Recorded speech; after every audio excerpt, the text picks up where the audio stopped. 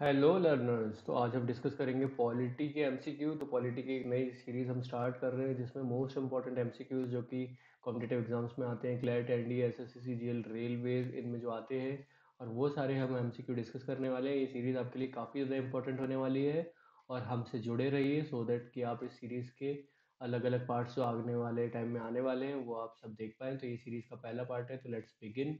पहला क्वेश्चन हमारा है, how many Indian presidents have been elected without any opposition. तो आपको बताना है कितने इंडियन प्रेसिडेंट है बिना किसी अपोजिशन से ही इलेक्ट हो गए, 2, 3, 4 या 5। तो correct answer over here is 2।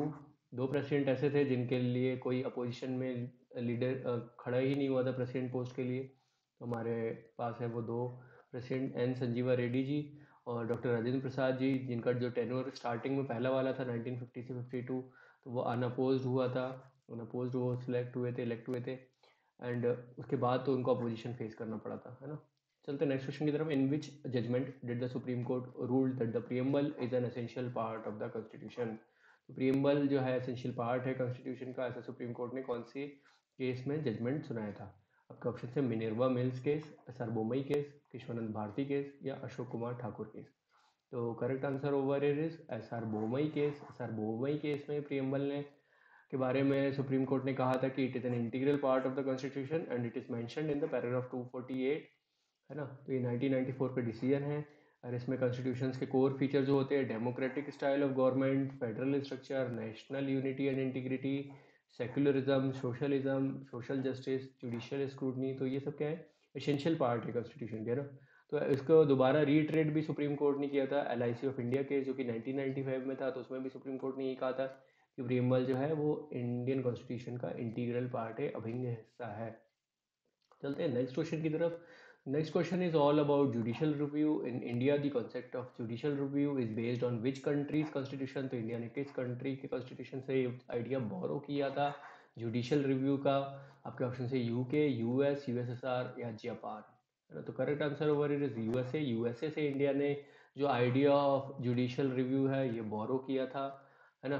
तो इसको इंडिया ने अडॉप्ट किया था यूएस के कॉन्स्टिट्यूशन से। तो इसमें अथॉरिटी क्या होती कोर्ट्स को, कि वो जो लेजिस्लेटिव अथॉरिटीज़ की एक्टिविटीज़ हैं, एग्जीक्यूटिव अथॉरिटीज़ की जो एक्टिविटीज़ हैं, एडमिनिस्ट्रेटिव ब्रांचेज हैं, उनको ये देख पाएँ कि वो सही से कॉन्स्टिट्यूशनली काम कर रहे हैं कि नहीं कर रहे हैं, जो वो ऑर्डर दे रहे हैं वो कॉन्स्टिट्यूशनली वैलिड है कि नहीं है। अगर वैलिड नहीं होगा तो नल एंड वाइड बोल दिया जाएगा जुडिशियल रिव्यू के तहत।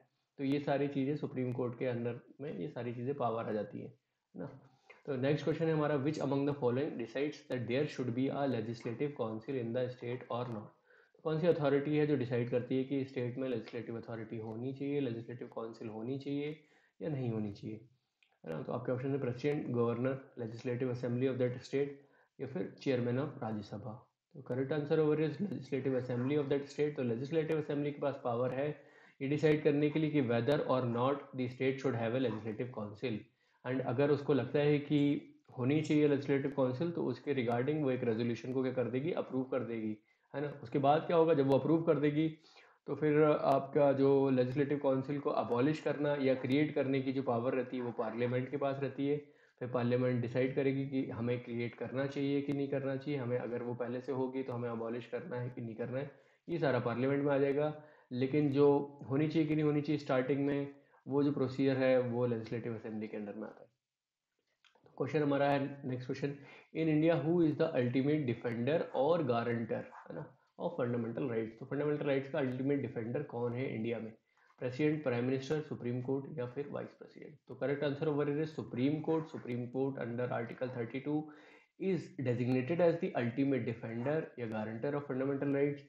तो इंडिविजुअल राइट्स जो कभी भी वायलेट होते हैं तो दे कैन सीक रेस्टिट्यूशन, वो वहाँ पर जस्टिस के लिए जा सकते हैं सुप्रीम कोर्ट के अंदर में।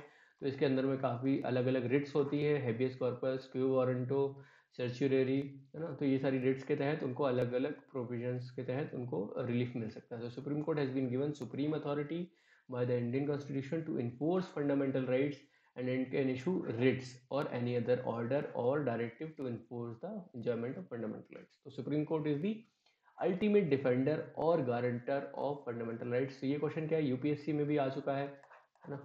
चलते हैं नेक्स्ट क्वेश्चन की तरफ। तो नेक्स्ट क्वेश्चन है, which age group is included under RTE act 2009 which was enacted in 2010 and provides a justiciable legal framework for providing free and compulsory education.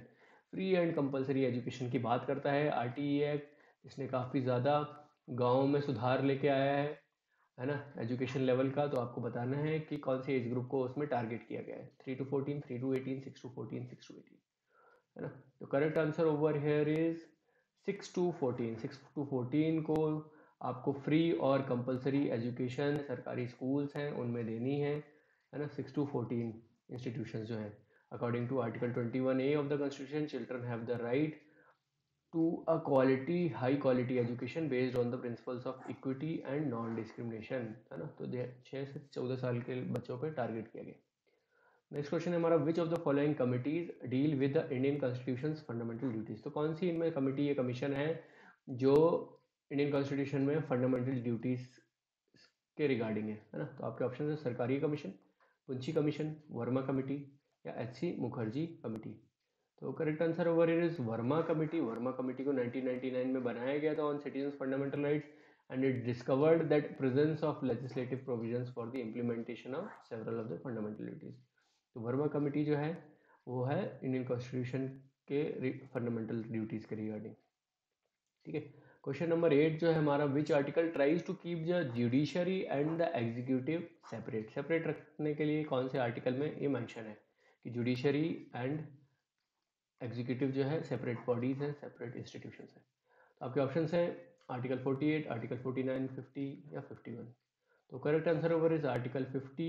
Article 50 जो है वो DPSP है, directive principles of state policy, which are enshrined in Article 50, aims to separate the judiciary from the executive in the state public services, है ना। तो ये article 50 के अंदर मेंशन है। तो विच of the part 3 items falls into a distinct category. तो आपको बताना है पार्ट 3 में अलग अलग आर्टिकल्स आ रहे हैं, लेकिन एक आर्टिकल इनमें से जो है वो डिस्टिंक्ट कैटेगरी का एक अलग कैटेगरी को मेंशन कर रहा है। तो आपके ऑप्शन है आर्टिकल 18, 19, 16 या 17। तो correct answer over here is article 19। Article 19 क्या है जो आ रहा है, जिस कैटेगरी से आ रहा है, राइट टू फ्रीडम से आ रहा है, ठीक है। और आर्टिकल 18 जो है, 16 है, 70 ये क्या है, right to equality, right to equality वाली कैटेगरी में है ना। तो ये दोनों जो चीज़ें हैं पार्ट 3 में ही है, लेकिन article 19 belongs to a distinct category as compare to other articles and it guarantees 6 rights to all citizens. कौन से 6 राइट्स हैं? आर्टिकल 19A कहता है right to freedom of speech and expression, लोगों को अभिव्यक्ति की आज़ादी है कि वो कुछ जो बोलें, हालांकि इनमें कुछ ना कुछ लिमिटेशंस हैं, लेकिन उनको ये फ्रीडम है कि अपनी बात वो रख सके। उसके बाद है right to assemble peacefully and without arms, है ना। उसके बाद है राइट टू फॉर्म एसोसिएशन, मतलब अगर लोग अब असेंबल हो रहे हैं तो फिर एसोसिएशन भी फॉर्म करेंगे, एसोसिएशन या यूनियन या कोऑपरेटिव सोसाइटीज़ भी फॉर्म करेंगे, तो इसकी भी आज़ादी है। उसके बाद जब वो एसोसिएशन फॉर्म करेंगे तो नए नए मेंबर्स की भी ज़रूरत पड़ेगी उनको, तो उसके लिए क्या करेंगे, वो मूव करेंगे तो कैसे क्या आ गया, आर्टिकल 19D आ गया, right to move freely throughout the territory of India. अब मूव करेंगे तो उन्हें कहीं ना कहीं सेटल भी होना पड़ेगा, रुकना पड़ेगा थोड़े टाइम के लिए, तो right to reside and settle in any part of the territory of India, है ना। और उसके बाद क्या है, अब सेटल होंगे तो वो कुछ ना कुछ प्रोफेशन को प्रैक्टिस भी कर रहे होंगे, तो right to practise any profession और to carry out any occupation, trade और बिजनेस, है ना। तो ये 19 के अंदर में टोटल 6 कैटेगरीज हैं A से F तक, और ये एक डिस्टिंक्ट कैटेगरी है जो कि राइट टू फ्रीडम के अंडर में आ रहा है, और राइट टू इक्वालिटी जो है वो आर्टिकल 14 से आर्टिकल 18 तक चलता है, ठीक है। चलते हैं नेक्स्ट क्वेश्चन की तरफ, breach of the rights guaranteed by which article will lead to supreme court issuing a writ of nature of habeas corpus. तो आपको बताना है इनमें से कौन से आर्टिकल के अंदर जो राइट अगर ब्रीच हो जाता है तो आप जो है हेबियस कॉर्पस वाली रिट सुप्रीम कोर्ट में इशू कर सकता है सुप्रीम कोर्ट, है ना। तो correct answer over here is article 21। Article 21 क्या कहता है कि no person shall be deprived of his life और personal liberty except in accordance with the procedure established by the law. तो आपको पूरी फ्रीडम है कि आप अपनी लाइफ जिए, आपको पूरी लिबर्टी है कि आप जिए, बस प्रोसीजर एस्टेब्लिश्ड बाय लॉ के तहत आपको ये सारी चीज़ें करनी है। ऐसा नहीं कि आप किसी का मर्डर कर दें, ये नहीं है, क्योंकि वो फिर आपने किसी और की लाइफ आपने छीन ली, है ना। तो ये आपको फ्रीडम नहीं मिली है। तो accept in accordance with the procedure established by the law. तो इसमें क्या होगा कि कोई एग्जीक्यूटिव है, कोई एजेंसी है, किसी को अनलॉफुली डिटेन कर लेती है, अरेस्ट कर लेती है गलत तरीके से, है ना, या फिर उसका जो अरेस्ट है वो वायलेट कर रहा है प्रोसीजर एस्टेब्लिश्ड बाय लॉ को, तो उसमें क्या होगा कि सुप्रीम कोर्ट जो है या फिर हाई कोर्ट है वो क्या करेगी, हेबियस कॉर्पस वाली रिट जो है उस अथॉरिटी को या फिर उस पर्सन के अगेंस्ट जिसने अनलॉफुली डिटेन करा है उसके अगेंस्ट इशू कर सकती है। तो फिर आपका ये फंडामेंटल राइट है, right to life and liberty, article 21 के तहत। इसके थ्रू आपके परिवार के जन लोग भी जा सकते हैं अगर किसी को इसके तहत अरेस्ट कर दिया जाता है तो। ठीक है। Question number 11, which of the following is responsible for economic and social planning. तो आपको बताना है कि ये जो सब्जेक्ट है इकोनॉमिक सोशल प्लानिंग का, ये कौन सी लिस्ट के अंदर में आ रहा है, union list, state list, concurrent list या नन ऑफ द वर्ब, है ना। तो ये काफ़ी क्वेश्चन आ जाते हैं, ऐसे भी क्वेश्चन आते हैं। और लेट्स सी कि क्या आंसर है। तो यहाँ पर आंसर है कॉन्करेंट लिस्ट। कॉन्करेंट लिस्ट में 7th शेड्यूल के अंदर में ये लिस्टें आती है ना। तो आपको पता होना चाहिए कि कौन से शेड्यूल में लिस्टों के बारे में मेंशन है, यूनियन लिस्ट, स्टेट लिस्ट, तो ये 7th शेड्यूल में आती है। तो कॉन्करेंट लिस्ट में जो ये सब्जेक्ट है economic and social planning, this is mentioned under point 20, है ना। तो ये जो है ये काफ़ी इंपॉर्टेंट हो जाता है कि इकोनॉमिक एंड सोशल प्लानिंग काय में है, कॉन्करेंट लिस्ट में है। यूनियन लिस्ट में सिर्फ स्टेट यूनियन को अधिकार है लॉ बनाने का, स्टेट लिस्ट में सिर्फ स्टेट को अधिकार है, लेकिन कॉन्करेंट लिस्ट में यूनियन या स्टेट दोनों लॉ बना सकते हैं। ऐसी चीज़ें हैं कॉन्करेंट लिस्ट में। ठीक है। उसके बाद चलते हैं नेक्स्ट क्वेश्चन की तरह। Which of the following is the world's first and oldest federation. दुनिया की पहली फर्स्ट, दुनिया की सबसे पुरानी फेडरेशन कौन सी है, UK, USSR, USA and Japan. तो correct answer over here is USA. USA जो है it was founded in 1787 and it is was the world's first and the oldest federation, है ना। तो जब यूएस बना था तो उस टाइम 13 स्टेट्स थे, 13 states considered this as the model of federation and now there are 15 states, है ना। तो 13 स्टेट्स जो थे ओरिजिनली थे। तो क्वेश्चन ऐसे ही बन सकता है कि ओरिजिनली जब यूएस जो था फेडरेशन बना था तब कितने स्टेट्स थे ज्वाइन हुए थे, उन्होंने करा था काम, तो वो 13 थे। तो एक क्वेश्चन ऐसे ही बन सकता है। ठीक है। तो उसके बाद अपन चलते हैं नेक्स्ट क्वेश्चन की तरफ। Who determines the prime ministers पे एंड बेनिफिट, सैलरी अलाउंसेस जो है प्राइम मिनिस्टर के, ये कौन डिटरमाइन करता है। तो क्वेश्चन हमारा है ये, उसके ऑप्शन है supreme court, parliament, Lok Sabha and Rajya Sabha.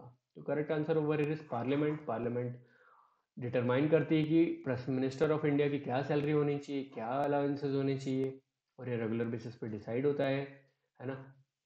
उसके अकॉर्डिंग ही पार्लियामेंट के अकॉर्डिंग ही प्राइम मिनिस्टर को सैलरी या फिर अलाउंसेस मिलती है। नेक्स्ट क्वेश्चन है हमारा, which article in India's constitution deals with free and compulsory education. तो ये अभी हमने डिस्कस भी किया था, अगर किसी ने सॉल्यूशन उसका अच्छे से देखा हो तो he can easily mark this answer correct. तो आपको बताना है कि कौन सा आर्टिकल इंडिया का कॉन्स्टिट्यूशन में है जो फ्री एंड कंपलसरी एजुकेशन के बारे में बात करता है। Article 14, 21, 21A, 19। Correct answer over it is article 21A।